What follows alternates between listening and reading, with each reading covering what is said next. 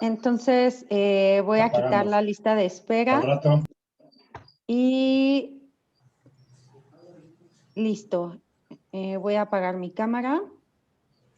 ¿Voy poniendo la presentación, Mariana, o me espero? Les deseo lo mejor, no si suerte. quieres un momentito más. Les deseo lo mejor a Alex, Sergio, aunque no suerte porque no la necesitan. Pero... Ah, hombre, gracias, gracias. Gracias. No, yo con Alex estoy más comprometido que nada. No, Alejandro. También yo, así es que ahí nos apoyamos. Alejandro y Sergio, pues ahí estamos a la hora de aquí apoyándolos. Gracias, Oscar. Gracias, muy amables a todos, muy amables, gracias. Listo, aquí andamos por lo que necesiten, cuentan con todo nuestro apoyo y pues Perfecto. Éxito en esta nueva conferencia magistral. Adelante, Luis.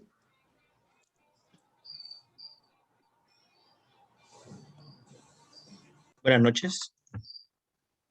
En nombre de Laboratorios Silanes y Red Talks les damos una cordial bienvenida a todos los profesionales y personal de la salud que esta noche nos acompañan. En esta conferencia magistral en línea que impartirá el doctor Sergio Martínez García y el doctor Alejandro Valdés Mondragón con el tema ¿todos los alacranes son de importancia médica toxicológica? Informamos que las preguntas se realizarán al final de la conferencia a través del chat. Agradeceremos acompañarlas con su correo electrónico, ya que por tiempo aquellas dudas que no sean resueltas serán enviadas por esta vía. Alejandro Valdés Mondragón es licenciado en Biología por la Facultad de Ciencias de la UNAM, maestro y doctor en Ciencias Biológicas por el Instituto de Biología de la UNAM, doctor en Ciencias por el Instituto de Biología de la UNAM. Es catedrático e investigador de CONACYT en el Laboratorio Regional de Biodiversidad, Cultivo de Tejidos Vegetales del Instituto de Biología de la UNAM, con sede en Tlaxcala. Ha participado en múltiples artículos, revistas indexadas y ha participado en cursos y talleres en toda la República Mexicana, como congresos, seminarios y conferencias. Sergio Martínez García, médico cirujano, jefe del Departamento de Microbiología de la Facultad de Medicina de la Universidad Juárez del Estado de Durango. Actualmente jubilado. Catedrático e investigador. Cuenta con la maestría en Ciencias por la Universidad Autónoma de Nuevo León. Maestría y doctorado en Ciencias Médicas por la Universidad Juárez de Durango. Actualmente integrante del Sistema Nacional de Investigadores Nivel 1 para fines de presentación y publicación en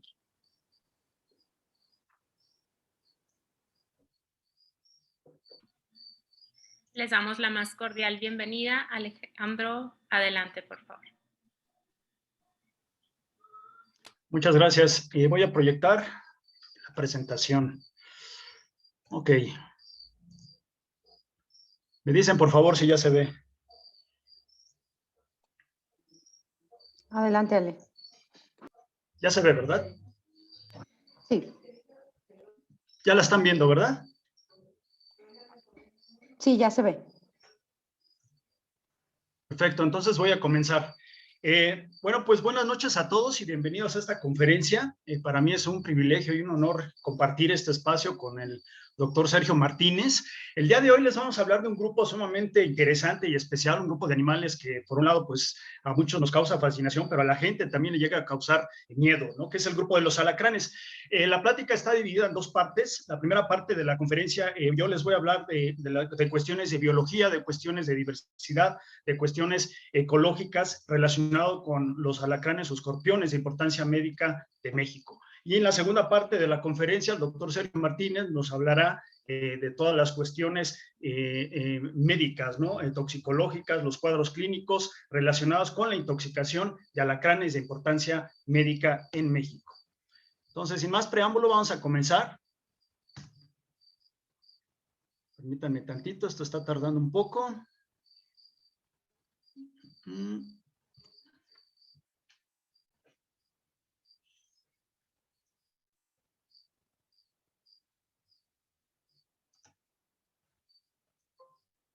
Ahí está, ya cambió, perfecto.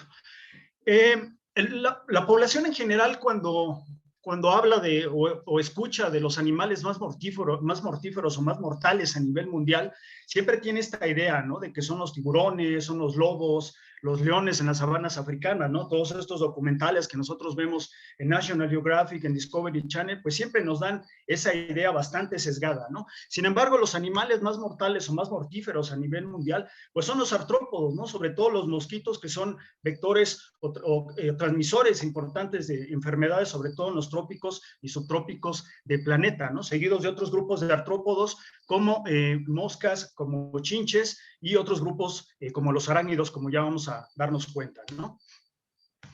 La gente también tiene dos visiones de lo que son los artrópodos, ¿no? Regularmente cuando vemos estas mariposas o estos coleópteros con colores vistosos, pues tienen esta idea, ¿no? De estos artrópodos que son estéticamente bonitos y atractivos. Sin embargo, tenemos también este otro grupo de artrópodos que no son tan bonitos, entre comillas, pero que son de importancia médica, ¿no? Por un lado tenemos el grupo de los arácnidos, incluidos lo que son arañas y alacranes, y también ácaros y garrapatas, y por otra parte tenemos el grupo de los insectos, ¿no? Que son los que tienen la mayor diversidad, y básicamente lo que son mosquitos, chinches y algunas moscas son los que más generan problemas médicos a consecuencia de que son transmisores, ¿no? Los artrópodos nos pueden influir en la salud de dos maneras, unos por acción directa y otros por acción indirecta. Por acción directa nos pueden generar molestias, daño accidental a órganos de los sentidos, envenenamiento, esto en el caso de arañas y alacranes, como lo vamos a ver ahorita en el caso de los escorpiones, dermatosis, miasis, incluso hasta fobias, ¿no? ¿Quién ha escuchado este término de aracnofobia, ¿no? Que muchas personas tienen este miedo intenso, ¿no? A lo que son las arañas principalmente, pero también a otros grupos de arácnidos, ¿no? Y por acción indirecta, pues pueden ser transmisores nocivos de patógenos, vectores obligados de patógenos o incluso portadores foréticos de otros artrópodos perjudiciales, ¿no? La diversidad de arácnidos es muy amplia, es un grupo bastante diverso. Después de los insectos se considera a los arácnidos como un grupo megadiverso por el número de especies que tiene a nivel mundial. Y en esta gráfica o en esta imagen les muestro la variedad de formas y de tamaños que podemos encontrar en los distintos grupos de arácnidos, ¿no? Es un grupo sumamente interesante desde el aspecto biológico, pero que también en algunos casos llegan a ser interesantes por el aspecto económico o incluso el aspecto médico, ¿no? Hasta el momento 3 grupos o 3 órdenes de arácnidos se consideran de importancia médica. En este caso son arañas y alacranes por el veneno que nos pueden llegar a inocular por el piquete o la mordedura, y en el caso de los ácaros y garrapatas, que como ya comentaba, pues se tratan de vectores importantes de enfermedades, ¿no? Hablemos de escorpiones. Cuando nosotros visualizamos algún animal, pues siempre tenemos una idea muy general de la forma que tiene, ¿no? Y en el caso de los escorpiones, yo les aseguro que es de los grupos de animales que nosotros cuando ya escuchamos la palabra en automático ya tenemos una idea muy aproximada, muy general de cuál es la morfología de estas especies, cuál es la morfología de este grupo de arácnidos, ¿no? Esta presencia de las dos tenazas o de las dos quelas en la parte anterior y este segmento llamado cola o correctamente metasoma, en el cual está asociada un telson y una glándula de veneno. ¿Se dan cuenta? Este es un animal único, ¿no? Ningún otro animal en la naturaleza se llega a parecer al escorpión. Tiene una morfología, tiene unas características muy únicas y muy propias, ¿no?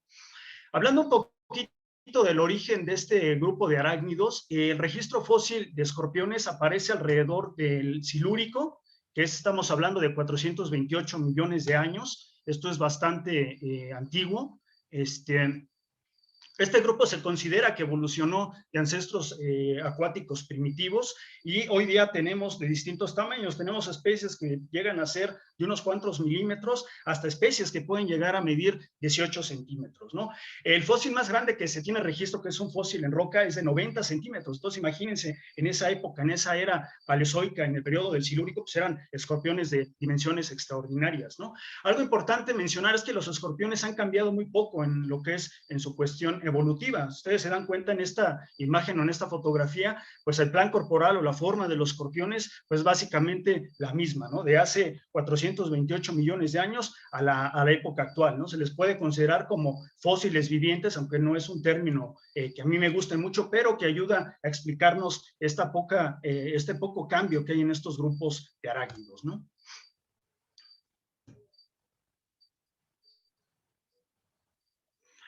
Los escorpiones han influido en lo que son las distintas culturas a nivel mundial, desde los griegos, pasando por los egipcios, tenía esta idea, ¿no? De este misticismo, de esta deidad debido a la presencia del veneno, ¿no? Incluso en culturas mesoamericanas como los aztecas ya visualizaban, ellos ya en sus glifos también presentaban estas formas de escorpiones, ¿no? En el caso de otras culturas mesoamericanas, aquí en las pinturas de Cacaxtla, también, ¿no? En el templo de Venus se ejemplifica una deidad con cola de escorpión. Entonces, si nos damos cuenta, los escorpiones, los alacranes han sido un grupo taxonómico bien interesante y bien importante en las distintas culturas, ¿no? Pero no solamente en las antiguas culturas, incluso en la cultura contemporánea, ¿no? ¿Quién no ha visto estos dibujos animados, ¿no? Los Caballeros del Zodiaco, donde aparece esta figura animada, o incluso Spider-Man, ¿no? Peleando con Escorpión, o incluso llega a influir a nivel musical, ¿no? El famoso grupo de los Scorpions, lo cual pues nos habla de la importancia que ha tenido este grupo hablando en cuestión cultural con el humano, ¿no? La pregunta importante, ¿qué es un escorpión? Nosotros vemos las formas, hay distintos tipos, hay distintas especies, ya hablaremos, pero ¿cómo podemos definir a este grupo de arácnidos? Bueno, los escorpiones es un grupo de artrópodos quelicerados. El nombre escorpiones proviene del latín scorpio o alacranes en el árabe, que significa alacrán. Escorpión y alacranes básicamente significan lo mismo, es el mismo organismo, es el mismo grupo de arácnidos. Y sin embargo, pues hay mucha gente que tiene todavía esta idea, ¿no? De que los escorpiones son los que son de color oscuro y los alacranes son de color güerito, son amarillos, pero sin embargo el término es, de manera general, es el mismo, ¿no? Estamos refiriéndonos al mismo ejemplar, a la misma especie o grupo de arácnidos. ¿Cuál es la morfología general? Los escorpiones tienen una morfología bien peculiar, a diferencia de otros grupos de arácnidos. El cuerpo está dividido en dos regiones, que es el prosoma y el opistosoma, pero en el caso del opistosoma está subdividido en dos partes. En la parte media tenemos lo que es el mesosoma y en la parte distal tenemos lo que es la cola, o en este caso lo que es el metasoma, que está compuesto por 5 segmentos, y al final tenemos un telson que tiene asociada las glándulas de veneno y lo que es un aguijón. Esta es una morfología bien peculiar, bien característica de este grupo. ¿Hay dimorfismo sexual? Sí. Esto quiere decir que hay diferencias en lo que son los machos y en las hembras. En este esquema les presento lo que es un caso de alguna especie de centruroides, que son los de importancia médica. Ahorita ya hablaremos de las especies, donde podemos ver, ¿no? Regularmente los machos presentan cuerpos mucho más alargados, más gracilizados. Aquí podemos ver en la parte inferior un macho, y el metasoma tiene segmentos mucho más alargados en comparación de las hembras en la parte superior que tiene el cuerpo un poquito más ancho, y los segmentos de la cola son más cortos, ¿no? Hay dimorfismo sexual también en otras estructuras, como el largo de las patas. En los machos regularmente las patas son mucho más largas, ¿no? Esto es para el caso del género Centruroides. Para otros géneros, otras familias como Bejovidae o Diplocentridae, pues son otras características para diferenciar entre machos y hembras. ¿Cuál es la diversidad mundial que se conoce de escorpiones hasta el momento? Hay 20 familias, 208 géneros y alrededor de 2.231 especies. De todas estas especies, solamente el 2% son los que se consideran de importancia médica, ¿no? O sea, no quiere decir que no todos los escorpiones, aunque todos los escorpiones tienen veneno, no todos son de importancia médica toxicológica. Eso es bien importante. México tiene la mayor diversidad de escorpiones a nivel mundial. Esto se debe a la gran complejidad biótica que hay aquí en México. México tiene o está conformado por dos regiones biogeográficas importantes, ¿no? Al norte lo que es el neártico y al sur lo que es el neotrópico. Y este contacto entre dos grandes regiones biogeográficas pues ha generado condiciones abióticas y bióticas necesarias para esta gran diversificación de especies en el país, ¿no? Actualmente hay 8 familias, 38 géneros y alrededor de 300 especies, lo cual representa el 13% de la diversidad mundial. Hay estados que son muy diversos, por citar algunos, Oaxaca y Baja California son de los estados más diversos, y no solamente son de los estados más diversos, hay lugares donde uno puede ir a colectar y en un rato puedes colectar más de 100 escorpiones, ¿no? No solamente son de los estados más diversos, sino incluso son de los más abundantes, ¿no?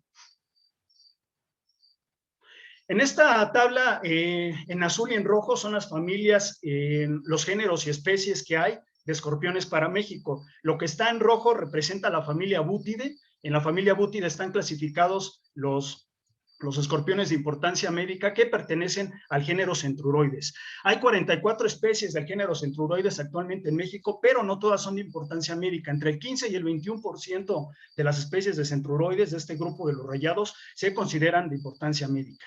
Lo que está en azul son otras familias, son otros géneros de escorpiones. En el caso de la familia Bejovidae, como pueden ver, es el que tiene la mayor diversidad de especies en México, pero los representantes de esta familia no se consideran escorpiones de importancia médica.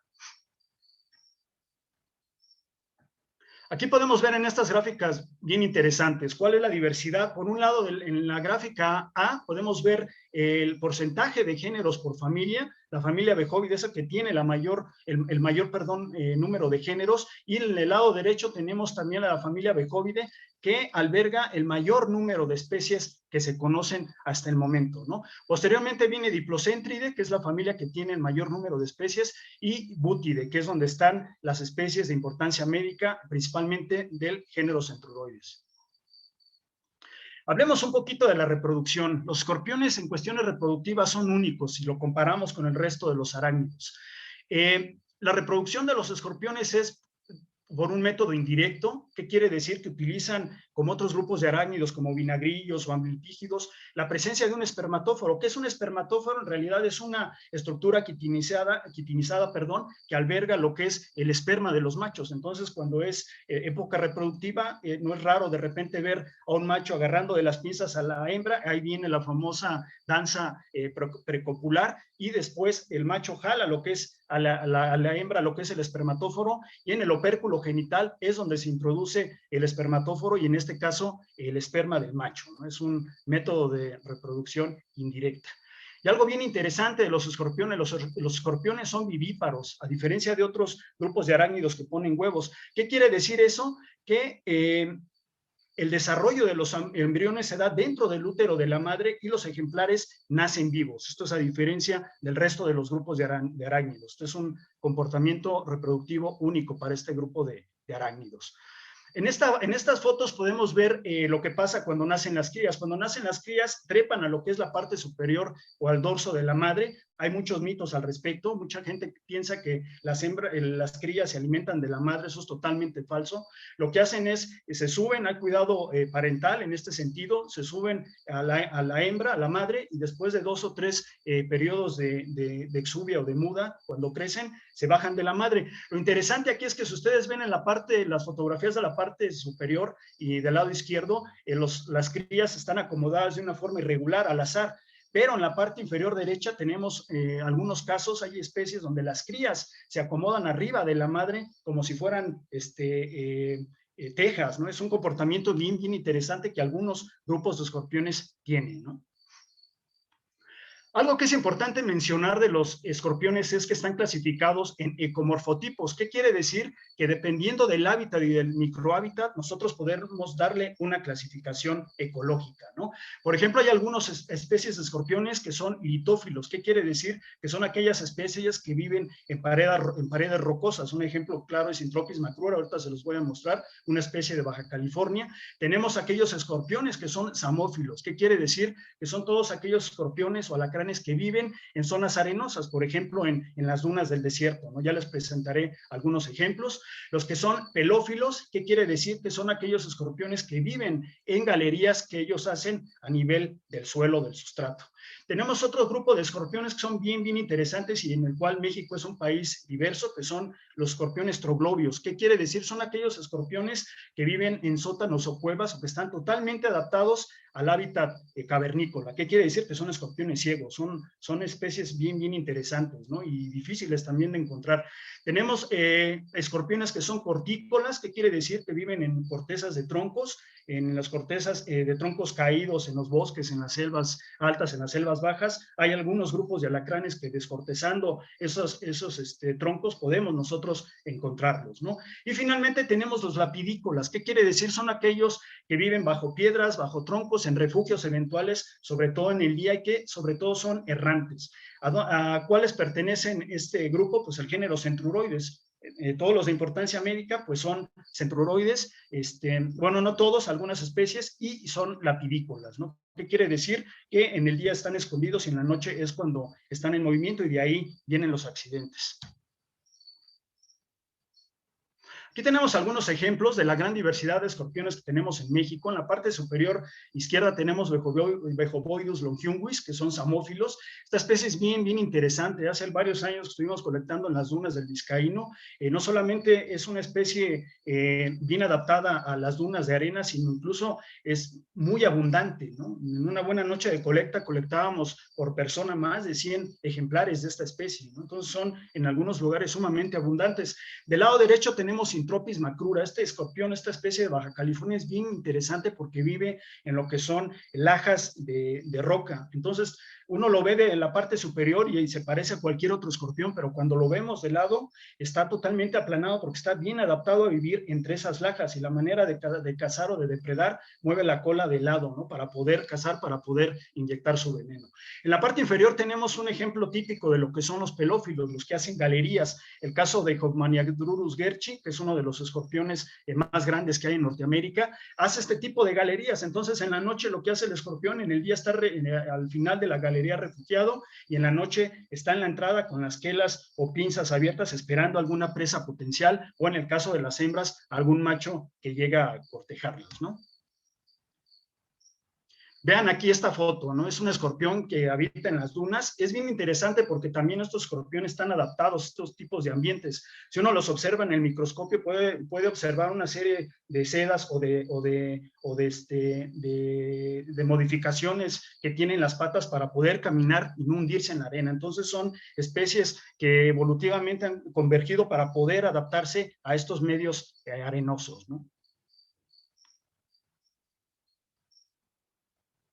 Aquí tenemos algunos otros ejemplos. Tenemos el género Typhlocactas, que son troglobios. Vean la diferencia, ¿no? Estos son especies totalmente ciegas, ¿no? Adaptadas al ambiente cavernícola. Es una foto de un ejemplar que colectamos hace varios años al norte del país. Y el género Megacormus, que son cortícolas, viven entre los troncos caídos. Este género es bien interesante. Hace unos años nosotros tratábamos de colectarlos con luz ultravioleta o luz negra, que es una luz que los escorpiones en la cutícula reflejan esta luz y en la noche es una manera de colectarlos, ¿no?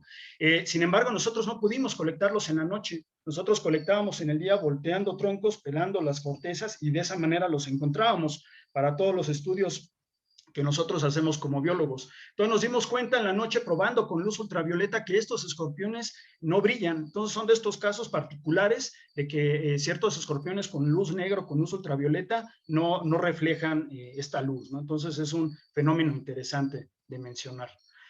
Vean este ejemplo, ¿no? Esto es una especie totalmente adaptada a cuevas. Se dan cuenta, pues tiene modificaciones como la carencia de pigmentación, la falta de ojos y este proceso de gracilización, ¿no? Patas extremadamente largas, quelas o pinzas muy largas y el telson o la cola muy alargada. Están totalmente adaptados a estos medios cavernícolas. Este pertenece al género alacrán, así se llama el género alacrán, y son escorpiones que son encontrados en cuevas o en sótanos verticales a más de 500 metros de profundidad, ¿no? Entonces ya se imaginarán lo difícil que es tener acceso a estas especies. ¿Por qué hay tantos accidentes con centruroides aquí en México? México, aparte de que tiene la mayor diversidad, pues también tiene problemas serios de mortandad y de morbilidad.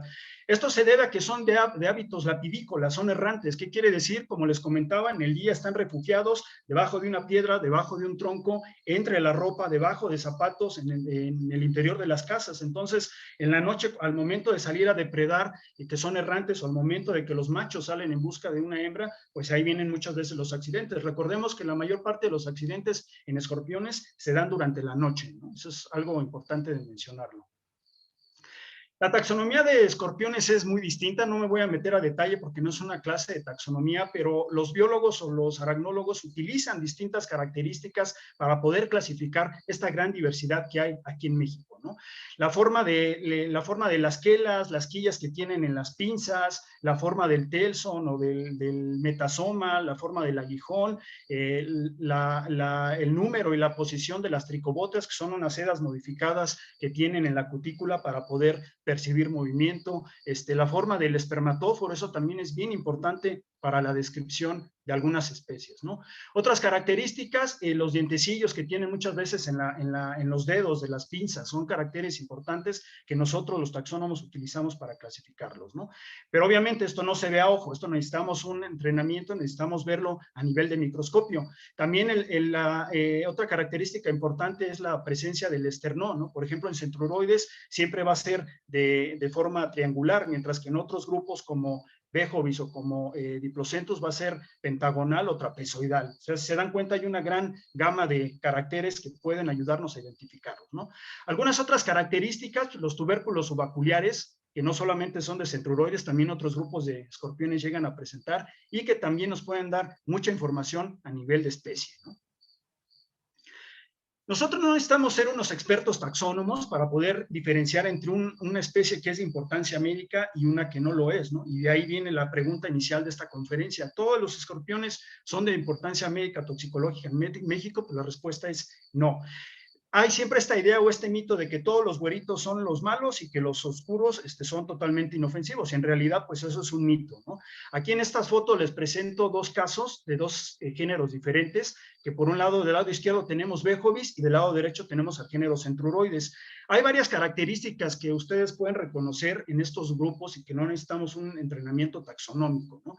Regularmente el género Centruroides tiene lo que son los dedos de la pinza o de la mano mucho más alargados y delgados, ¿no? A comparación del género Bejovis, que son mucho más cortitos. Una característica importante también es que el género Centruroides, los que son los segmentos del metasoma o de la cola, como quieran llamarle, son más alargados y las quillas, que son estas líneas que tienen en la parte lateral, no son tan marcadas. En Bejovis es bien fácil identificarlos porque los segmentos del metasoma son muy, muy cortitos. Ustedes se pueden dar cuenta del lado izquierdo, son cortos, quillas más marcadas, aquí se alcanzan a ver, y es una manera muy general, muy fácil de poder reconocerlos, ¿no?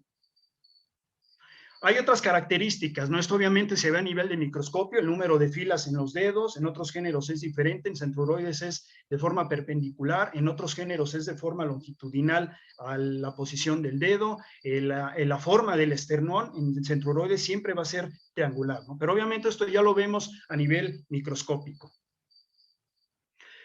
El género Centruroides está clasificado en dos grupos, es una clasificación artificial, pero que nosotros los biólogos nos sirve mucho para identificarlos. Uno es el grupo de los rayados, que es donde están clasificadas las especies de importancia médica. ¿Por qué el grupo de los rayados? Viene el patrón dorsal en la parte superior, ¿no? Estas rayas que tienen en el metasoma, en el cual ustedes pueden apreciar esta diferencia con los que son no rayados, que son los Centruroides que tienen especies de mayor longitud, ¿no? En el caso de Centruroides gráciles, que es una especie que habita hacia la vertiente del Golfo de México, es un Centruroides bastante común, muy grande, pero que no es de importancia médica, ¿no? Otra de las cosas que hay que reconocer en Centruroides es que regularmente estén en estado de reposo o estén errando, estén caminando, el metasoma, lo que es la cola, siempre la tienen enrollada. Entonces, una manera fácil de cómo reconocer un Centruroides es viendo la posición de la cola, ¿no? Entonces, ellos siempre la enrollan, siempre la tienen enrollada. Al momento de que depredan o se defienden, pues ahí es cuando ya lo utilizan para picar con el aguijón, ¿no? Yo les preguntaría de estas 4 fotos, ¿cuáles son del género Centruroides y cuáles no son del género Centruroides, ¿no? Por ejemplo, ustedes se dan cuenta, la parte superior derecha en la parte inferior izquierda, esos pertenecen al género Centruroides. Por un lado, vean el patrón dorsal, que es el grupo de los rayados, y la posición de lo que es el metasoma o la cola, enrollada totalmente de lado. Eso es bien típico del género Centruroides. Las otras 2 fotos pertenecen a especies de distintos géneros de la familia Bejovidae, ¿no? Que son escorpiones que tienen coloraciones muy similares, pero vean el patrón. Por un lado, la forma de los segmentos del metasoma es muy diferente a la de Centruroides y regularmente cuando se desplazan siempre tienen lo que es el metasoma o la cola elevada, ¿no? Por arriba de ellos. Entonces, es una manera bastante simple de poder diferenciarlos. De las 304 especies de alacranes registradas en México, la familia Buthidae es la única con especies que se consideran de importancia médica. Y en esta familia solamente hay dos géneros, el género Centruroides y el género Chaneque. El género Chaneque no tiene muchos años de que se describió, es un género nuevo que está hacia la vertiente del Pacífico, pero no se consideran, o hasta el momento no se tiene registros de alguna persona picada por este género, no solamente por Centruroides.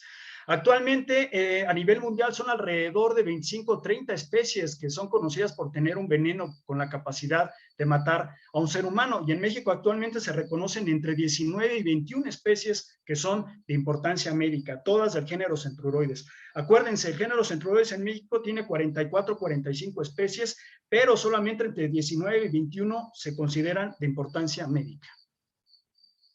Estos son algunos de los mapas de trabajos que se han publicado por investigación de aracnólogos, mostrándoles un poquito de la distribución de las especies más comunes de importancia médica. Tenemos Centruroides límpidos, que es una especie que está hacia la parte del neotrópico, bajando hacia Morelos, Guerrero, parte de Michoacán, que es una de las especies que también genera muchos problemas médicos. Tenemos otra especie como Centruroides balsacensis, que tiene una distribución muy similar, fue una especie descrita por el doctor Ponce y el doctor Frank en el 2004. Tenemos Centruroides elegans, vean la distribución, Centruroides elegans lo encontramos siempre en lo que es la costa hacia la vertiente del Pacífico, lo que es Michoacán y principalmente en Jalisco, es una especie que también genera bastantes problemas por picaduras, ¿no? Tenemos Centruroides xylicauda, xylicauda habita prácticamente en lo que es la península de Baja California. Esta especie se considera en realidad de baja toxicidad, pero sí entra dentro de los grupos o especies de importancia médica, ¿no? La especie Centruroides infamatus, que es de esta parte del país, hacia lo que es Michoacán, tenemos también Nayarit, en Jalisco principalmente. Centruroides ornatus, que también se considera de mayor peligrosidad. Centruroides tecomanus, que esa también la encontramos hacia Tecomán, Colima, de ahí viene el nombre. Centruroides meisei, esta la encontramos hacia lo que es Guerrero y parte de Oaxaca, esta también se considera una especie de baja toxicidad, ¿no? Tenemos Centruroides esculturatus hacia lo que es Sonora. Tenemos Centruroides suffusus, que es la parte de Durango, parte de Chihuahua y algunas regiones de Sinaloa, que también se considera de importancia médica. Tenemos Centruroides vittatus. Esta especie de Centruroides de importancia médica es de la que tiene mayor distribución, sobre todo al norte del país, pero que se considera de toxicidad baja, ¿no? Y tenemos una de las más venenosas, que es Centruroides noxius. Ustedes se dan cuenta, Centruroides noxius se sale del patrón del grupo de los rayados. En realidad es un Centruroides que tiene un tamaño, es una especie muy chiquita y de coloración oscura, entre rojiza y café oscuro. Y es una de las especies que tiene de los venenos más potentes de las especies de Centruroides de México. Afortunadamente, entre comillas, pues nada más está en esta parte de Nayarit, ¿no? Tiene una distribución bastante localizada. En este mapa podemos mostrar un poquito de lo que es la morbilidad y mortandad de picaduras de alacranes, sobre todo lo que es hacia la parte del Pacífico. Ustedes notan en rojo, son los estados que tienen mayor problemas de picaduras de alacranes, ¿no? Y más de 100 muertes anuales, lo que es Guerrero, Jalisco, Nayarit y Michoacán, ¿no? Son de los estados que tienen mayor problema de picaduras de alacrán. Después tenemos la parte que es hacia el Golfo de México, lo que es en verde. En realidad, pues sí hay casos de gente picada por alacrán, pero no son especies que representen un problema médico, ¿no? Lo que les comentaba hace rato, lo que es Centruroides gracilis, pues lo encontramos lo que es toda la planicie costera del Golfo hasta la península de Yucatán, y es una especie muy común, pero que no se considera de importancia médica. Ya casi para terminar esta parte, les quiero mostrar estas claves. Yo se las recomiendo, si no las tienen, yo se las puedo proporcionar con mucho gusto, que son claves de identificación para las especies de importancia médica de Centro Occidente. Son claves que son recientes en realidad.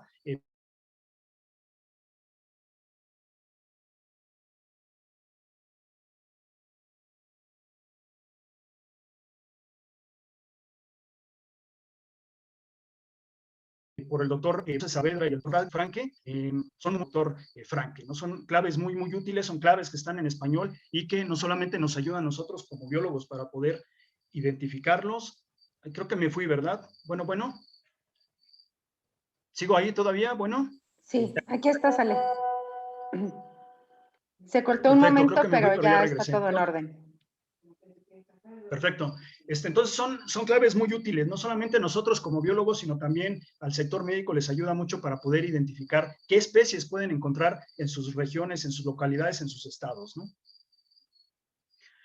Entonces, de mi parte es todo, es un tema muy amplio, se puede hablar por horas de escorpiones, de la parte biológica, pero es un tema sumamente amplio, ¿no? Espero que esta parte de biología les haya quedado bastante claro. Obviamente esto lo vamos a considerar al final para preguntas y cualquier duda que ustedes tengan. Entonces, a continuación, el doctor Sergio Martínez García les va a hablar un poquito de lo que es el tratamiento y todos los cuadros clínicos y qué hacer en caso de intoxicación con alacranes. Entonces, de mi parte es todo.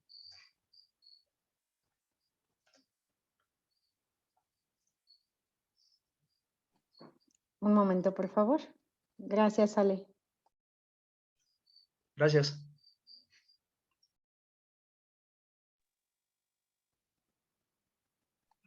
Mariana, ¿puedo presentar mi pantalla? Perdón. Por supuesto, adelante. Gracias, Sergio.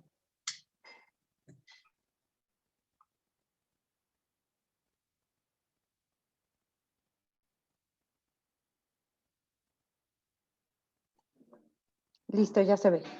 Bien. Bien, yo voy a continuar con el tema del día de hoy. Solamente quiero hacer la observación de que me toca una segunda parte en la que vamos a revisar, de acuerdo al oficio que me fue enviado, lo que corresponde a los mitos y realidades y los mecanismos de control en alacranismo.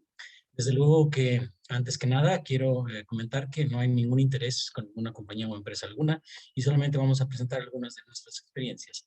Quiero agradecer a los organizadores de este evento la oportunidad una vez más de estar con ustedes, particularmente al Laboratorio de Biología Silanes, a RedTox, a Mariana, que se encuentra en el enlace que permite ponernos en contacto con mis compañeros ponentes, particularmente al doctor Alejandro Mondragón, con quien comparto la pantalla en esta ocasión, y mis demás compañeros y todos los asistentes por su interés en esta reunión. Vamos a revisar entonces los mitos, las realidades, las medidas de prevención. Cuando revisemos o cuando desenmascaremos los mitos, estaremos dejando en claro la realidad y también vamos a aprovechar para comentar estas medidas de prevención. Por principio de cuentas, ¿qué es un mito? Entonces, el mito se puede definir como la historia imaginaria que altera las verdaderas cualidades de una persona o de una cosa y le da más valor del que tienen en realidad. La primera pregunta, ¿los alacranes y los escorpiones son animales diferentes? Y el doctor Alejandro Valdés nos comentaba algo acerca de ello. Y yo aprovecho para ratificar que se trata del mismo animalito. La palabra escorpión proviene del árabe, así se escribe y se pronuncia más o menos alagrab.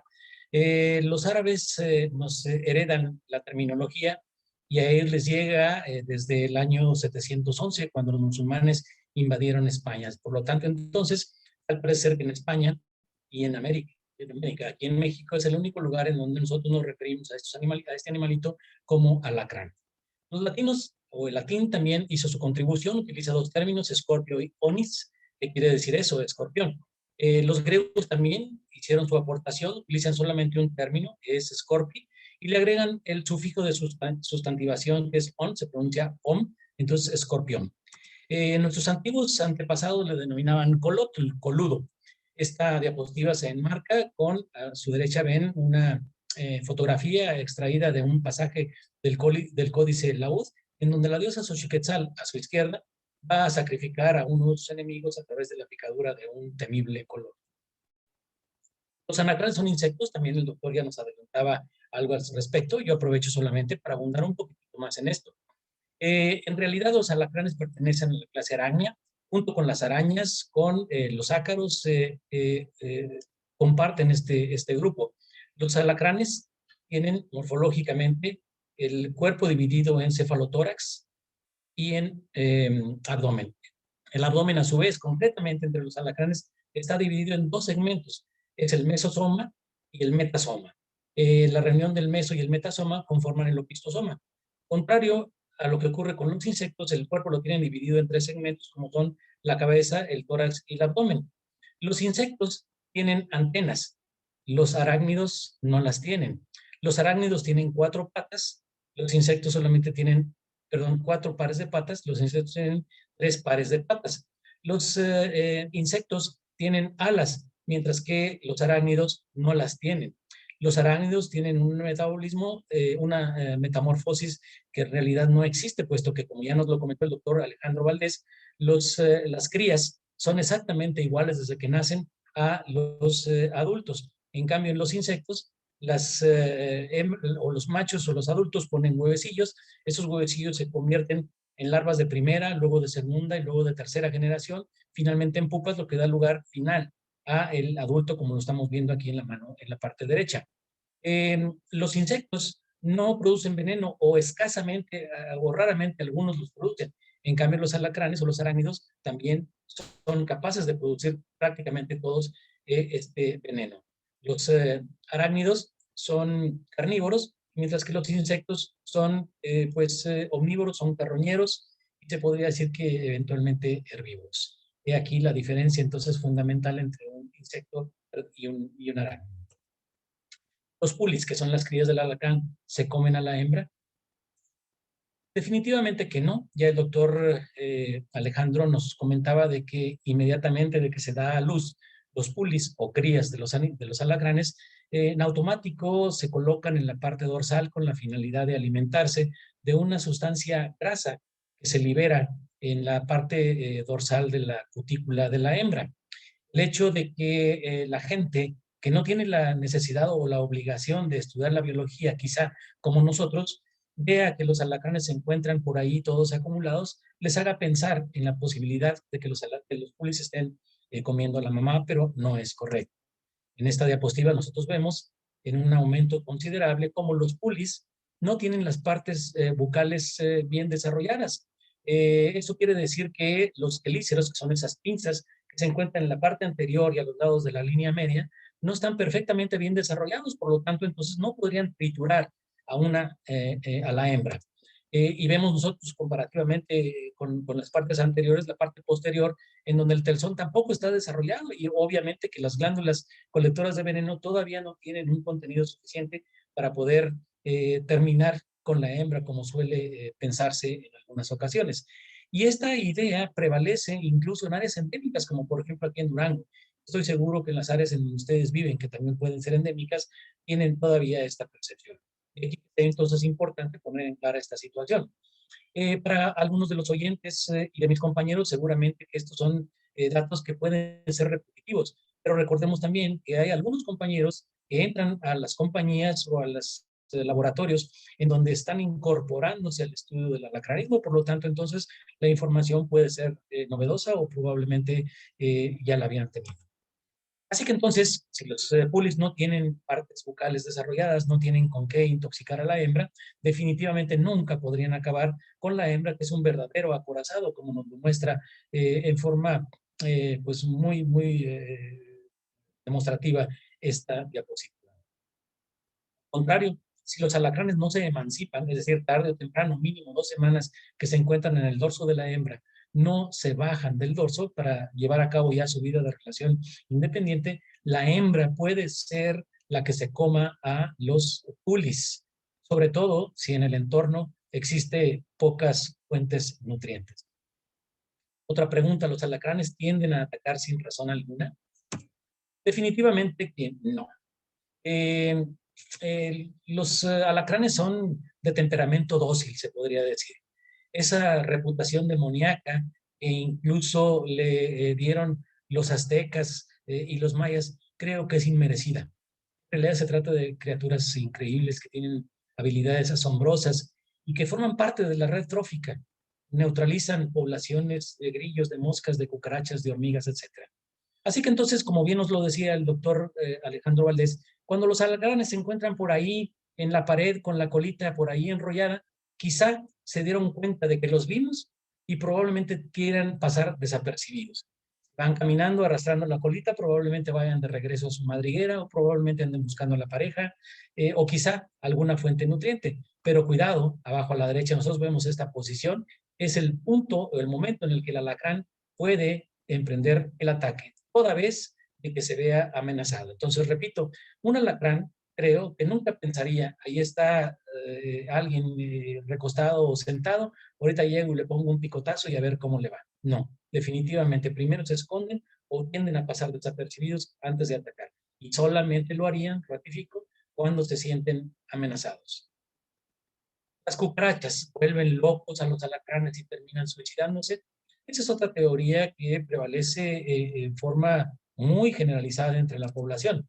Y se dice que las cucarachas se pelean con los alacranes y finalmente les ganan los alacranes porque con las antenas los vacilan y los alacranes finalmente terminan picándose ellos mismos.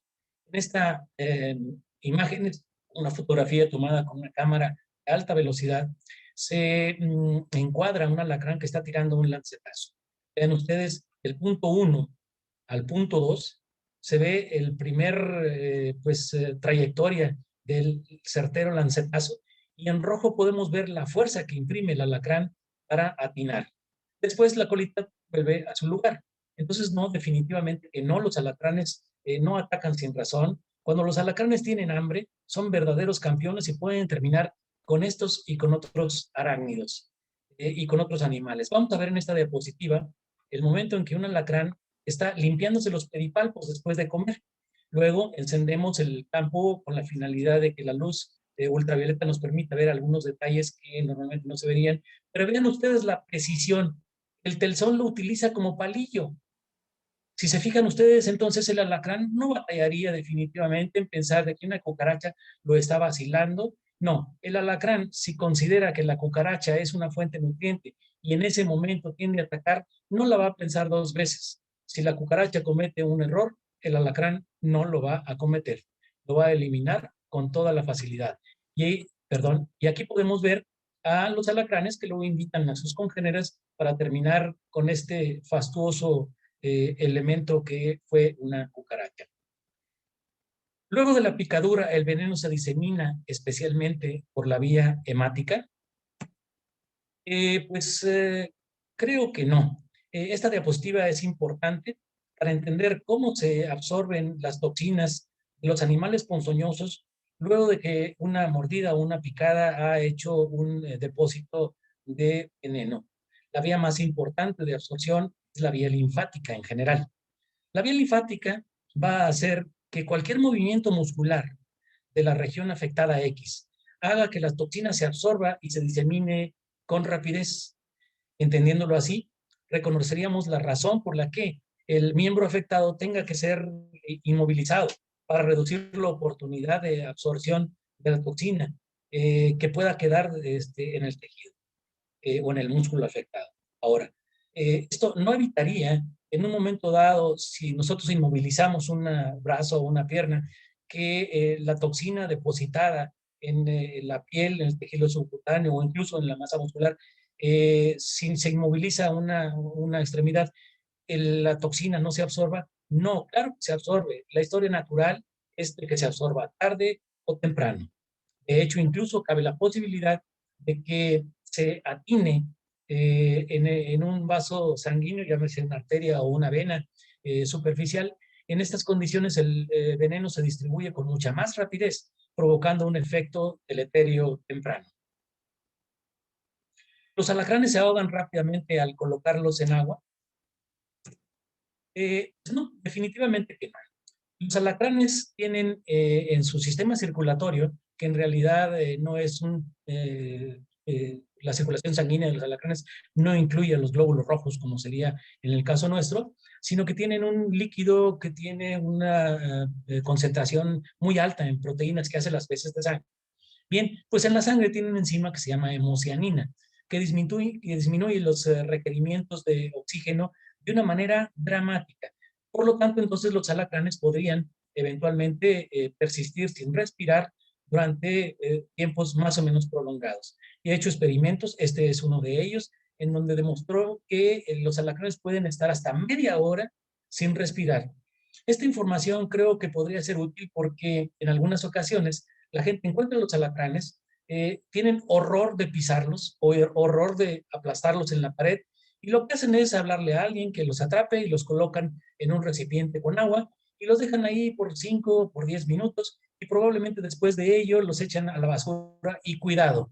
Los alacranes no están muertos. De hecho, hay alacranes que pueden sobrevivir por tiempos más prolongados que media hora sin necesidad de oxígeno molecular. ¿Los alacranes deben de comer todos los días para seguir viviendo? Definitivamente que no. Los alacranes son verdaderos glotones. Los he visto terminar con un grillo que es del tamaño de ellos. Los he visto terminar con una campamocha que es quizás hasta más grande que ellos. Y la verdad es de que pueden tener periodos de inanición muy prolongados. Esto lo pueden hacer gracias a que en el aparato digestivo, estoy señalando aquí el aparato digestivo, un estómago más o menos recto, tienen unas prolongaciones laterales que corresponden al hepatopáncreas. En este lugar, el hepatopáncreas puede el alacrán almacenar elementos nutrientes y conservarlos como si fuera una bodega de depósito para cuando se necesite más tarde. Particularmente en la etapa de invierno, el metabolismo, la necesidad de comer por parte de los alacranes se enlentece de una manera extraordinaria. Hay alacranes, lo he comprobado, que pueden permanecer en inanición hasta 3 semanas. De acuerdo a la literatura, algunas otras especies de alacranes o algunos otros géneros podrían persistir durante tiempos todavía más prolongados. Los alacranes son fluorescentes. ¿Sí?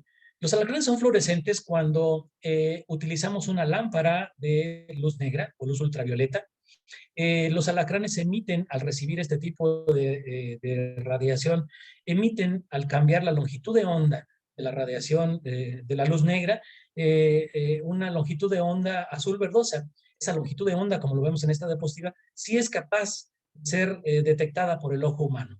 La luz ultravioleta nunca va a ser detectada por el ojo humano. Así que entonces los alacranes cambian la luz ultravioleta por una luz que tiene una longitud de onda de 440 a 490 nanómetros, lo que les permite ser observables gracias a que en la cutícula tienen estas dos proteínas que son, por un lado, las beta-carbonilos y por otro lado, las 7,2,4-metilcumarinas.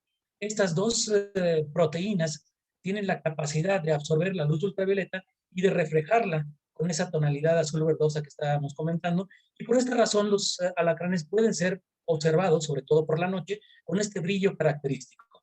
Se requiere de que para que los alacranes imitan esta fluorescencia, la cutícula haya entrado en un proceso que conocemos como esclerotización. Eso quiere decir endurecimiento de la cutícula.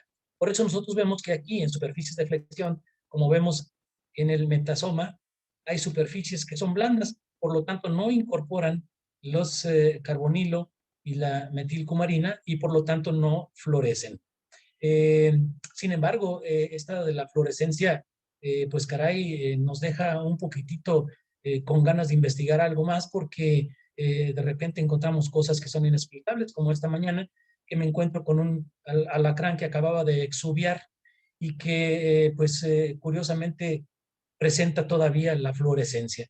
Entonces, de acuerdo a la literatura, deberían de haber pasado todavía alrededor de 40 días para que la cutícula entrara en el endurecimiento, que se incorporaran las proteínas y que emitiera la fluorescencia. Sin embargo, hasta aquí podríamos decir que por esta razón los pulis no son fluorescentes porque todavía la cutícula no ha entrado en ese fenómeno de esclerotización. Otra pregunta, ¿los alacranes se ahogan rápidamente después de colocarlos en el agua? Bueno, creo que ya lo había comentado, son capaces de resistir durante tiempos prolongados gracias a una enzima que es la hemocianina. ¿El veneno sirve para tratar otras enfermedades? Esta es una situación que nos tiene optimistas. Hay grupos de investigación muy importantes como el del doctor Lorival Posani, que en el Instituto de Biotecnología está investigando cosas que son prometedoras. Por ejemplo, el veneno de los alacranes puede en un momento dado tener la capacidad antibiótica. Y la capacidad antibiótica a la que me refiero podría en un momento dado ser utilizada para neutralizar a Mycobacterium tuberculosis, imagínense, además de lo que estamos hablando. Y Mycobacterium tuberculosis multidrogoresistente. Otra bacteria que en un momento dado está en estudio es Staphylococcus aureus, un microorganismo que produce infecciones nosocomiales, infecciones de todos los días en todos los órganos, aparatos y sistemas, podría en un momento ser controlado por algunos radicales que provienen del veneno, los alacranes. El veneno de los alacranes también tiene un protocolo que se está estudiando de la capacidad analgésica. Y también con el equipo del doctor Potani se está investigando la capacidad que tiene algunos radicales del veneno que tienen propiedades inmunorreguladoras. Eso quiere decir que eventualmente podríamos utilizar el veneno para controlar algunas enfermedades como por ejemplo la psoriasis, la artritis reumatoide y quizás el lupus también. Los investigadores cubanos tienen un protocolo que desafortunadamente todavía no ha terminado de dejarnos perfectamente bien convencidos, pero ellos proponen que a través de un radical que se llama BM23 y BM24, el veneno de los alacranes o alguno de sus radicales podría ser utilizado para el tratamiento de neoplasias. En Estados Unidos hay un grupo de investigadores que están utilizando parte del veneno del alacrán como un marcador, como si fuera un indicador, porque se fija en forma específica a las células tumorales, algo parecido a lo que haría un estudio de isótopos en donde se pegan a las células tumorales y luego serían fácilmente observables o reconocibles. Entonces las nuevas propiedades están todavía en estudio y ojalá que pronto tengamos buenas nuevas con ello. Vamos a entrar ahora a una parte que corresponde a la prevención de la intoxicación, prevención del accidente, como está catalogado el piquete del alacrán. La intoxicación por picadura de alacrán ocupa el lugar 15º entre las primeras 20 causas de la consulta en lugares endémicos, como por ejemplo en Durango. No obstante, el impacto creciente que pudiera tener la magnitud de este padecimiento entre la población, incluso entre la comunidad médica, el fenómeno se ve minimizado. Conceptualmente, la intoxicación por picadura de alacrán ha sido referida a la atención de los casos simple y sencillamente con la administración del flavoterápico, desatendiendo en gran medida la prevención de los casos. Como que estamos proclives a pensar que el paciente intoxicado debe de ser reconocido, administramos el flavoterápico y una vez que la sintomatología remite, podremos decirle al paciente que puede regresar a su casa con algunas indicaciones. Eso se debe que, por un lado, tenemos un flavoterápico que es altamente eficaz y por otro lado, que la curva de muerte va en franco decremento. Y en algunas ocasiones, simple y sencillamente, terminamos de atender a nuestro paciente intoxicado, sugiriéndole que practique una medida de fumigación, como lo estamos viendo en la diapositiva, y a veces estas medidas las tomamos en forma personalizada. Y dejamos en el sector salud la responsabilidad de terminar con la tarea de saneamiento.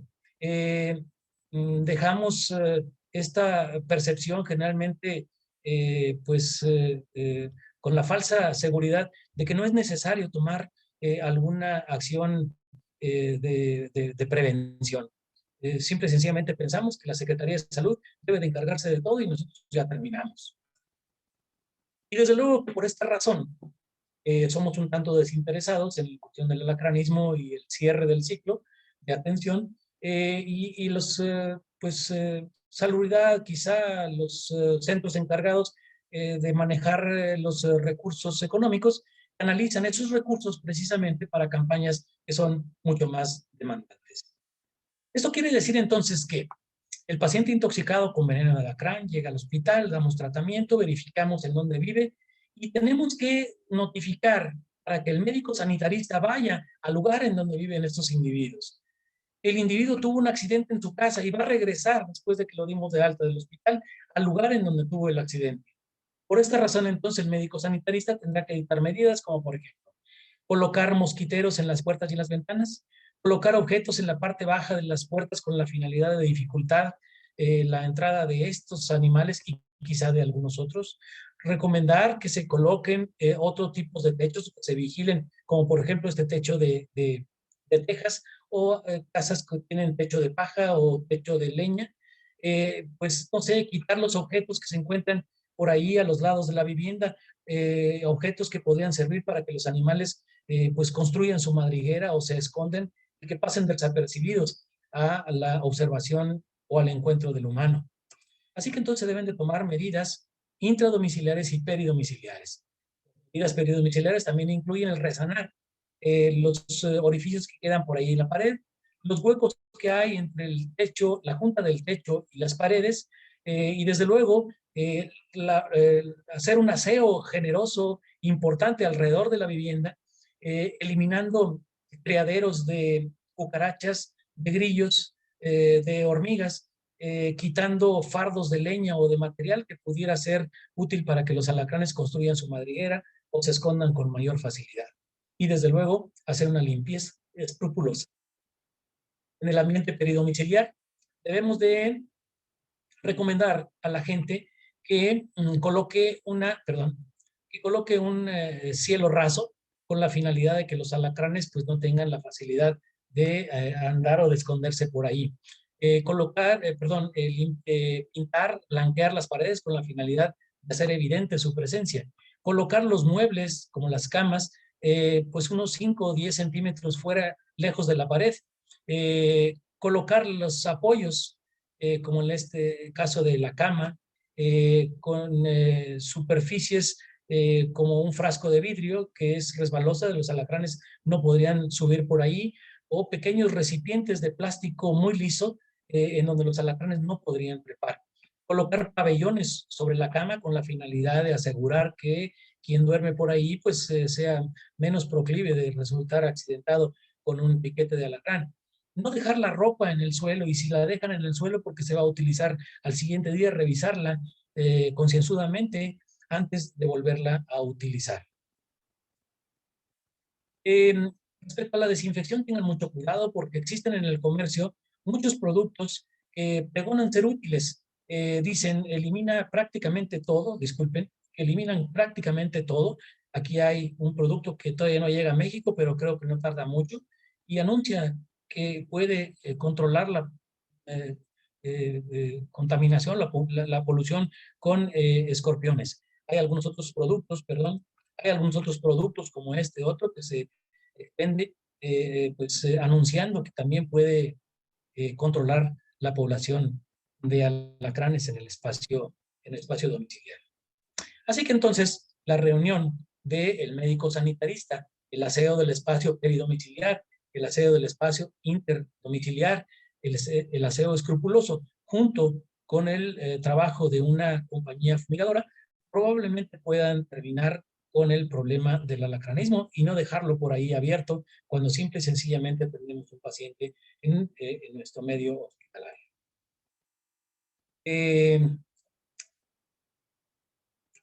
Quiero, antes de retirarme, de terminar con esta plática, rendir mi más sentido homenaje y reconocimiento a los médicos que están participando, a los médicos, enfermeras, laboratoristas, ambulantes, camilleros, todo el personal que está trabajando en el programa COVID por su extraordinaria trabajo que están haciendo en la República Mexicana. No puedo retirarme, claro, sin recomendar que revisen la página de RedFox, en donde encontrarán información útil relacionada con serpientes, con arañas y con alacranes de importancia médica, con hospitales. Pueden ustedes revisar médicos que pudieran consultar para alguna duda y desde luego resolver muchas de sus dudas. Con esta diapositiva quiero dar las gracias a todos ustedes por su asistencia y termino dejando un espacio abierto para preguntas si es que...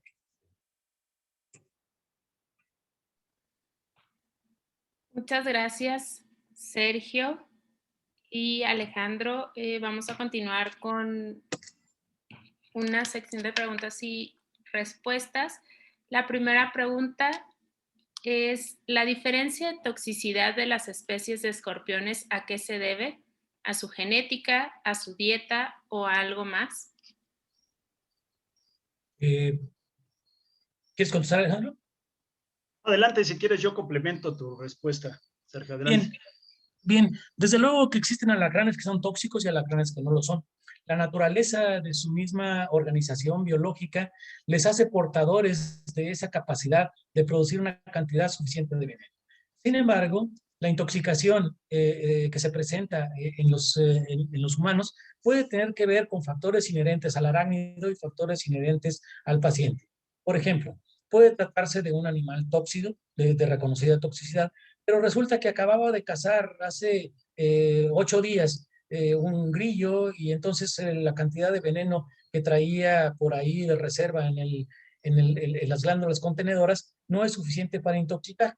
O podría tratarse de un animal muy joven que todavía no ha colectado la cantidad suficiente de veneno para intoxicar.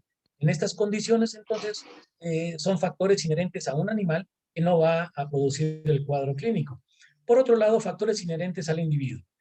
Puede tratarse de una persona que tenga una masa muscular muy importante. No es lo mismo un niño que pesa 6 o 7 kilos que un individuo que sea de una masa muscular tremenda, que pese 95, 100 kilos, porque desde luego aquí la situación está en desventaja para el menor. Otras condiciones son la edad. Se propone que un individuo menor de 5 años o mayor de 60 sería proclive de tener una intoxicación más severa que los que se encuentran en grupos etarios intermedios. Así que entonces estas condiciones podrían, de alguna forma contestar el por qué un alacrán, siendo tóxico, no me produjo el cuadro de intoxicación. No sé si quieras complementar, Alejandro. No, pues básicamente comentar respecto a la evolución de los venenos, ¿no? La función de los venenos en las especies, pues básicamente tienen cuestiones biológicas, que es para, por un lado, depredar y alimentarse, y también para protección, ¿no? ¿Por qué estos grupos rayados tienen venenos similares? Pues en algún momento en su evolución compartieron un ancestro común, que muy seguramente ese ancestro común también tenía esta bioquímica compleja del veneno, pero en los distintos eventos de especiación, pues cada especie tiene un componente o varios componentes de la bioquímica del veneno diferentes, que es algo que se sigue estudiando y hay trabajos que han analizado un poquito de la bioquímica, ¿no? Sí, son venenos que actúan de manera muy similar, incluso el fagoterápico pues sirve de amplio espectro para estas especies de cetruroides. ¿Por qué? Porque la bioquímica del veneno entre esas distintas especies es bien similar, ¿no? Eso por un lado, y ya por otra parte, pues lo que comentó el doctor Sergio, ¿no? El estado de salud, la masa corporal, si el alacrán en el momento de picarnos ya había utilizado el veneno que tienen las glándulas o no. Entonces se dan cuenta, es una serie bien diversa y bien amplia de distintos factores, de distintas variables que pueden influir desde el momento en que o yo no presento ningún cuadro de intoxicación o de plano presento una intoxicación severa, ¿no? Muchas gracias. La siguiente pregunta es para Alejandro. ¿Qué es gracilización? Gracilización en términos biológicos quiere decir es un proceso de alargamiento de estructuras y sobre todo esto se menciona mucho en lo que son especies que están adaptadas a los ambientes troglobios, a los ambientes cavernícolas, especies que todo su ciclo de vida es dentro de una cueva, ¿no? Nosotros, acuérdense, nos regimos por los ritmos circadianos, ¿no? Día y la noche, pero imagínense un alacrán que vive a menos 600 metros debajo de la tierra, en cuevas o en grutas o en sótanos, pues todo el tiempo es oscuridad. Entonces presentan una serie de adaptaciones muy peculiares a estos ambientes extremos que son las cuevas, que son las cavernas, como lo que es la gracilización. ¿Qué quiere decir? El alargamiento de apéndices. Y este no es el único grupo, ¿no? En pseudoscorpiones, en arañas también hay especies que habitan en estos ambientes que tienen extremidades sumamente alargadas, que es un tipo de adaptación para estos medios, ¿no? A eso se refiere la gracilización. Gracias, Alex. La siguiente pregunta, ¿podrían comentar alguna experiencia personal respecto a la picadura de alguna de las especies mostradas? Sí, desde luego. Perdón. Adelante, Sergio. Sí, desde luego, creo que la experiencia puede ser incluso hasta múltiple. Tenemos múltiples casos. En algunas ocasiones, los pacientes llegan con una intoxicación que se podría catalogar como leve. Algunos otros llegan con una intoxicación severa. Incluso en algunas ocasiones nos hemos encontrado con las curiosidades de que algún paciente recibió la picadora de un alacrán con sus mascotas y hemos tenido que implementar algunas de nuestras experiencias con animales menores. Así que sí, desde luego, las experiencias son de muchos colores, son de todos los días y creo que no hemos terminado. El alacranismo es un tema bastante amplio. Yo he comentado en alguna ocasión por ahí con algunos de mis buenos amigos que a pesar de tener alrededor de 36 años de estudiar el escorpionismo, podría decirse que al principio yo estaba confundido, pero ahora me encuentro peor. Entonces seguimos teniendo experiencias, seguimos teniendo todavía la oportunidad de aprender y creo que esta es una oportunidad para compartir con ustedes parte de estos comentarios. Sí, hay algo, yo me gustaría comentar una experiencia bastante curiosa que me pasó hace varios años. Nosotros siempre tenemos esta idea, ¿no? Del grupo de los rayados, que son los centroroides de importancia médica, y Bejovis y otros grupos, pues no pasa nada. Hace unos años nosotros trabajando con un grupo de la Universidad Nicolaita de Morelia, estábamos muestreando allá en Guerrero, cerca de Iguala, una especie que es un alacrán del género Hoffmanniadrurus gerchi, que se conoce un género de alacranes gigantes de Norteamérica, que son alacranes bastante vistosos. Les presenté ahí una imagen, bastante bonitos. Entonces, al capturar los ejemplares y estar manipulándolos, una de las hembras me picó en la mano, ¿no? Sí, el dolor pues fue intenso porque es un aguijón grande, ¿no? Son centruroides pequeñitos, el género Hoffmanniadrurus, son escorpiones grandes. Entonces yo en ese momento no presenté un cuadro de intoxicación. Fue un dolor local, no pasó de ahí, pero lo interesante es que al otro día yo me sentía así como con calambres, como si tuviera una deshidratación, de que empiezas a calambrarte, ¿no? Los dedos se te acalambran, las piernas se te acalambran, como cuando vas a correr por horas y de repente empiezas a presentar calambres en las piernas, ¿no? De una especie que pues uno de entrada considera que no es de importancia médica. Entonces, como lo comenta Sergio, ¿no? Hay un montón de cosas que todavía se desconocen de ciertos grupos, ¿no? Nosotros asumimos que nada más ciertas especies de centruroides son de importancia médica, pero hay otros grupos a lo mejor que por ahí nos pueden causar algún problema, ¿no?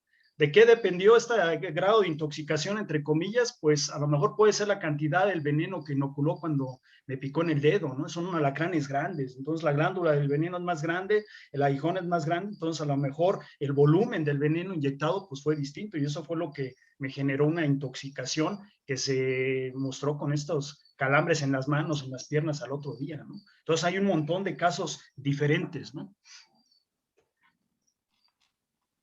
Muchas gracias. La siguiente pregunta es, ¿por qué en algunas personas cuando toman agua les aparece la sintomatología de la picadura del alacrán? Bueno, creo que puede surgir una situación de casualidad. En realidad el agua no se sabe que tenga o que sea un factor estimulante para que la sintomatología aparezca. O probablemente el paciente estaba pues atacado emocionalmente, en ese momento estaba muy nervioso y el hecho de hacer algo, como en este caso el agua, pudo haber provocado una situación incómoda. No, creo que no, o al menos no se sabe todavía que haya alguna pues, consecuencia por consumir agua en estas condiciones. Así que no, creo que pudo haber sido simplemente una coincidencia. Gracias, Sergio. La siguiente, ¿qué afectaciones oculares puede generar el veneno del alacrán? ¿Me permites, Alejandro? Sí, el veneno de los alacranes, el veneno de los alacranes puede influir directamente en algunos pares craneales y concretamente motor ocular externo, motor ocular común, pueden hacer que los movimientos de los ojos se vuelvan involuntarios. Lo hemos visto en repetidas ocasiones con los videos, incluso algunos de nuestros compañeros, como Gustavo López, nos hacen favor de compartir. Y pues esto es el resultado de una intoxicación severa. Los movimientos involuntarios de los ojos es lo que conocemos como uno, entre otros signos de alarma. Es precisamente algo que en un dado caso nos permite ya tomar la decisión de empezar a aplicar el flavoterápico a la voz de ya, sin esperar a que otra sintomatología aparezca. Así que sí, el veneno influye o puede influir sobre los globos oculares. Gracias. La siguiente pregunta, ¿hay alguna contraindicación para la aplicación de flavoterápico? Bueno, podría empezar. Definitivamente que no. Afortunadamente, en la actualidad contamos con un producto biotecnológico, es altamente eficaz, que está hecho mediante una tecnología depurada y que pues se le ha fraccionado un extremo a la inmunoglobulina, que es la porción FC. La porción FC de una inmunoglobulina tiene forma de Y, el palito de la Y se llama porción FC, es precisamente la que produce la fijación del complemento por la vía clásica, por la vía alterna, es la que se fija en las células cebadas para provocar la desgranulación y por tanto la inflamación. Es el extremo por el cual la inmunoglobulina pasa a la placenta. El problema entonces es de que la porción FC de la inmunoglobulina G era un problema. Como ahora se le ha fraccionado, solamente quedan las patitas de la Y. Estas patitas se llaman porción FAB, por lo tanto favoterápico. El favoterápico es altamente seguro. Las reacciones adversas prácticamente no existen. Se tiene la ventaja de que es un producto que no requiere de la cadena fría, que se diluye rápidamente, que se puede almacenar a temperaturas elevadas y que en un momento dado pues está exento de efectos colaterales y que por otro lado además se podría, si fuera requerido, aplicar en repetidas ocasiones sin los problemas que se presentaban con el famoso suero de la carne. Así que entonces, no, definitivamente no hay ningún problema en administrarlo. Durante muchos años lo hemos manejado y hemos visto cómo el favoterápico actual ha rebasado los niveles de seguridad al grado que incluso el laboratorio Bioclon Silanes tiene un producto colocado en los Estados Unidos y ya que la Oficina Federal de Drogas y Alimentos permita la entrada de un producto como el favoterápico que hace este laboratorio, es ya una prueba refutable de que es un producto altamente seguro y eficaz. Muchas gracias, Sergio. La siguiente pregunta es, después de la aplicación del favoterápico, ¿en cuánto tiempo desaparecen los signos y síntomas? Bueno, si me puedo adelantar, perdón, Alejandro. Sí, adelante. Normalmente dejaríamos al paciente en observación unos 20 minutos o media hora. En la mayor parte de los casos la sintomatología remite y si el paciente va mejorando, podríamos en un momento dado darle de alta en la siguiente media hora.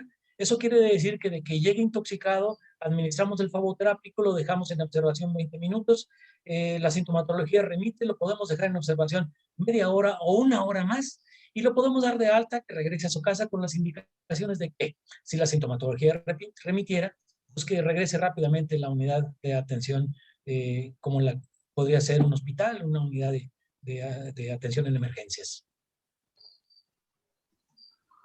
Gracias. La siguiente pregunta.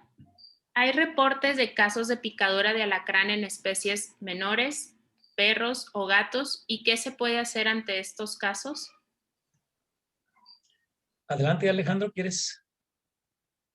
Mira, si hay algunos reportes en perros y en gatos, incluso hay gente que ha llegado a considerar el uso del favoterápico, pero son casos, en realidad, menos lo que diga o mencione el doctor Sergio, son bastante raros, ¿no? Y esto también no solamente con escorpiones, con arañas es lo mismo, ¿no? Los casos que ha habido de mordeduras de arañas, los oxeles o latrodectus, pues son casos en el cual algunos de los perros o gatos no presentan cuadros de intoxicación severos como en el caso de los humanos, ¿no? Digo, no sé, en el caso de alacranes, Sergio, si tengas algún otro comentario.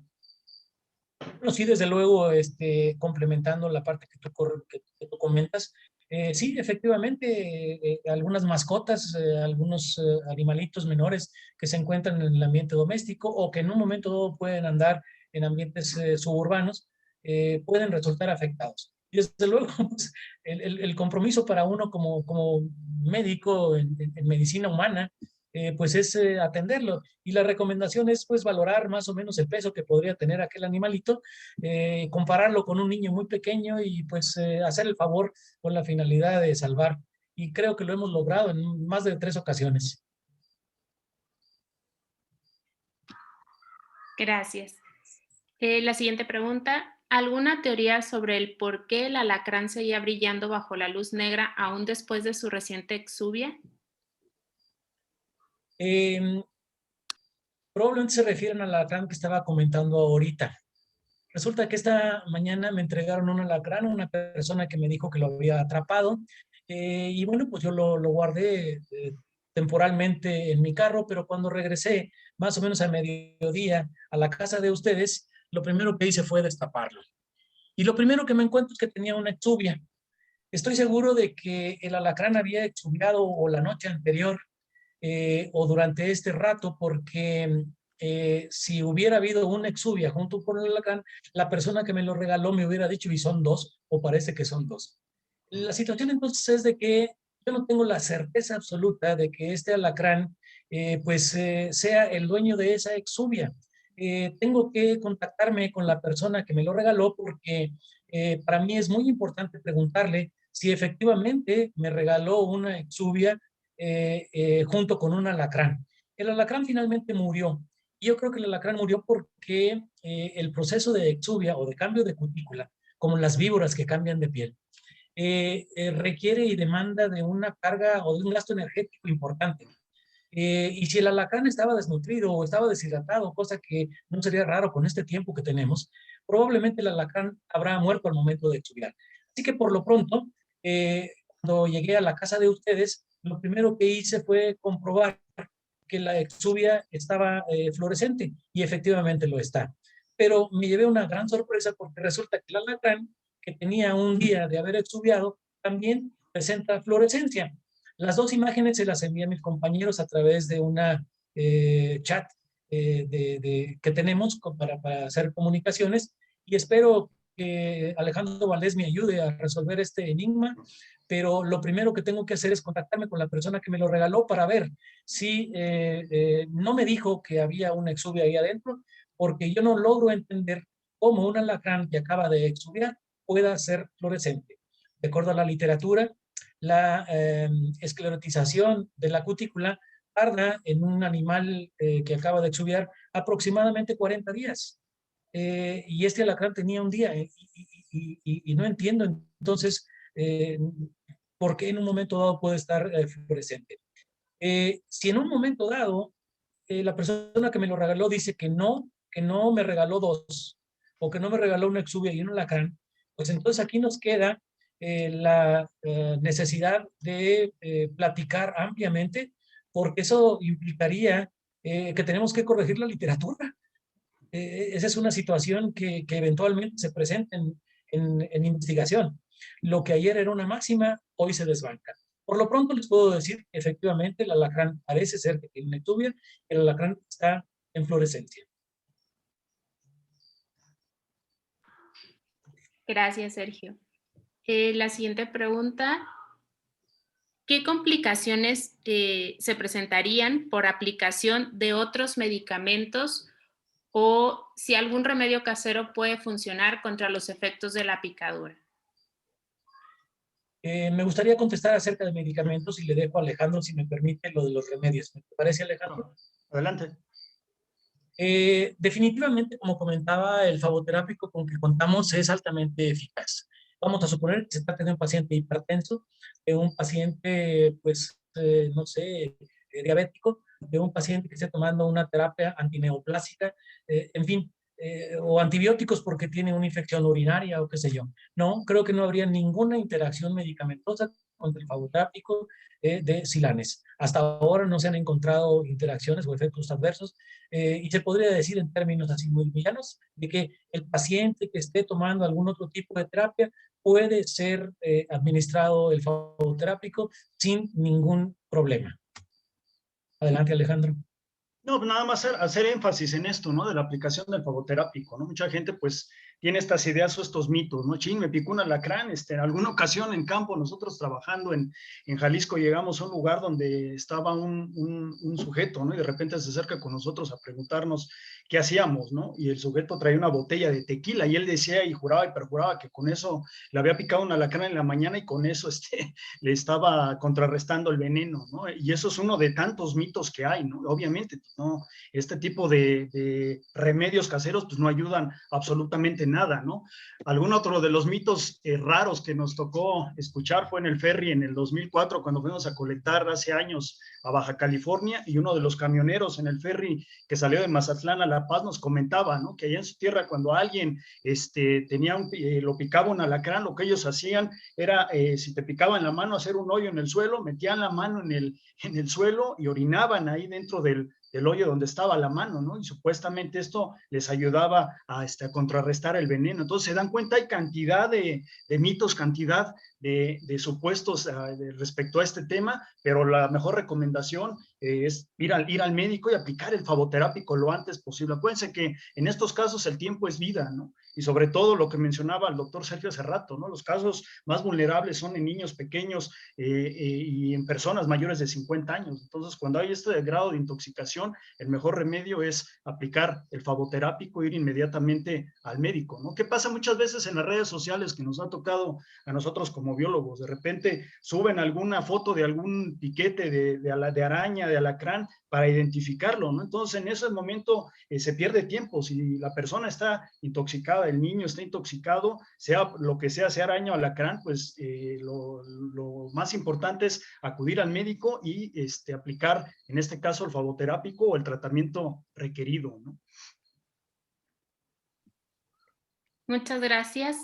Tenemos tiempo para 2 preguntas más. La siguiente es, ¿por qué en algunas personas no les hace algún efecto la picadura de alacrán?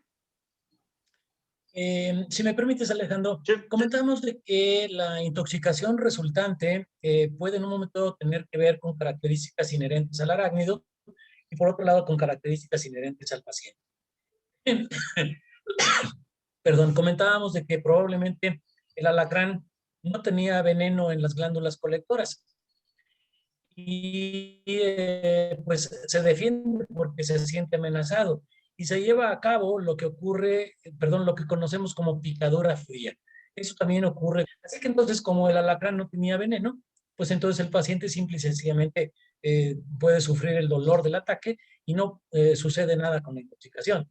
Eventualmente nos podemos encontrar con que el alacrán no era tóxico. Hay gente que se jacta. A mí me han picado 7 veces y nunca me ha pasado nada. Eso quiere decir que soy muy fuerte. No, lo que sucede es que en el lugar en donde usted vive, los alacranes no son tóxicos. Así que entonces, factores inherentes al arácnido y factores inherentes al individuo son los que determinan la aparición de los signos y síntomas de la intoxicación. A mí me gustaría hacer un comentario para complementar esa idea del doctor Sergio. Como bien dice, ¿no? Tenemos en muchos lugares tienen esta idea, ¿no? De que los güeritos, los alacranes güeritos son los bien tóxicos y los oscuritos, los cabecitos negritos, esos son inofensivos. Pero acuérdense, lo mencionaba hace rato, tenemos Noxius, que es un alacrán pequeño que habita en Nayarit, que es un centruroides de importancia médica, es sumamente tóxico, ¿no? Pero ¿qué pasa muchas veces? Lo que dice bien el doctor es de que llegamos a un lugar y hay personas que nos dicen, no, es que a mí me han picado un montón de los güeritos y no me pasa nada. Entonces, una de las situaciones es que precisamente estás en algún lugar, en alguna región, alguna localidad, donde hay una especie que no es centruroides, puede ser algún Bejovis o puede ser alguna otra especie que no es de importancia médica. Entonces, no es que seas resistente al veneno, simplemente has tenido accidentes con especies que no se consideran tóxicas, ¿no? Gracias. La siguiente, en caso de no contar con el faboterápico, ¿qué otros medicamentos se pueden aplicar para contrarrestar los síntomas?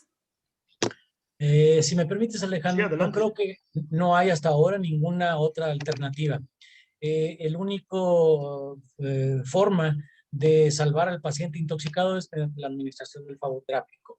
Afortunadamente, el faboterápico se encuentra ampliamente distribuido, sobre todo en áreas endémicas, y cada vez es manejado con mucha más frecuencia.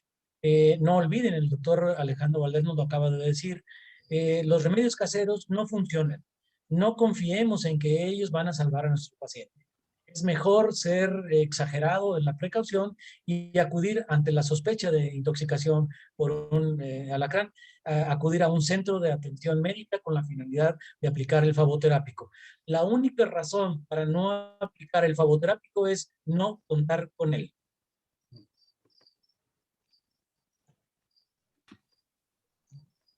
Muchísimas gracias, Sergio, Alex, por esta excelente información que nos comparten, y les doy la palabra a mi compañero Luis. Muchas gracias. A nombre del Laboratorio Silanes y Red Docs, agradecemos al doctor Sergio Martínez García y al doctor Alejandro Valdés Mondragón por su participación en esta magnífica conferencia. Hacemos extensivo este agradecimiento a todos los asistentes a la sesión y los invitamos a participar con nosotros en nuestra próxima conferencia magistral. Estén pendientes en nuestras redes sociales. Por último, no menos importante, reiteramos nuestra gratitud a todos ustedes médicos y personal de la salud que continúen incansablemente combatiendo. Muchas gracias. Muchas gracias.